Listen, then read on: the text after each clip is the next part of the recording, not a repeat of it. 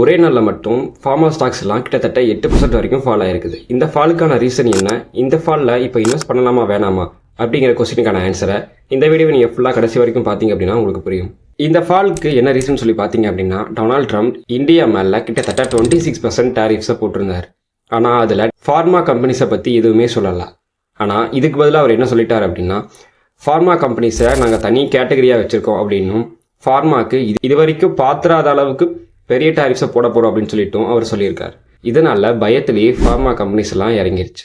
இப்போ இந்த ஃபாலில் இன்வெஸ்ட் பண்ணலாமா அப்படின்னு சொல்லி கேட்டிங்க அப்படின்னா வேண்டான்னு தான் சொல்லுவேன். ஏன்னு சொல்லி கேட்டிங்க அப்படின்னா, நான் டேரிஃப்ஸை போட போகிறேன்னு சொல்லி சொன்னதுக்காகவே இந்த ஸ்டாக்ஸ்லாம் இவ்வளோ சதவீதம் கரெக்ஷன் ஆயிருக்கு அப்படின்னா, இன்னும் டேரிஃப் ரேட்டை அனௌன்ஸ் பண்ணிட்டாங்க அப்படின்னா அது இன்னும் பெருசாக கரெக்ஷன் ஆக கூட வாய்ப்பு இருக்கு. ஸோ அதனால நீங்கள் பொறுமையாக வெயிட் பண்ணி அதுக்கப்புறமா இன்வெஸ்ட் பண்ணுறது பெஸ்ட்டாக இருக்குன்னு சொல்லி நான் சொல்லுவேன். நீங்கள் நினைக்கலாம் ஃபார்மா கம்பெனி ஸ்டாக்ஸ் எல்லாமே கொஞ்சம் ப்ரைஸ் ஓவராக இருக்கும், அதாவது கிட்டத்தட்ட ஒரு 1000 ஒரு 2000 அது மாதிரி இருக்கும்.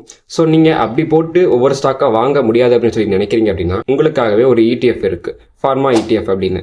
அந்த மாதிரி ஃபார்மா ETFஸில் நீங்கள் இன்வெஸ்ட் பண்ணுறீங்க அப்படின்னா கிட்டத்தட்ட மொத்த இண்டஸ்ட்ரியிலேயே நீங்கள் இன்வெஸ்ட் பண்ணுற மாதிரி இருக்கும். உங்களுக்கு அது ஓகே அப்படின்னா நீங்கள் அதை கூட ட்ரை பண்ணலாம்.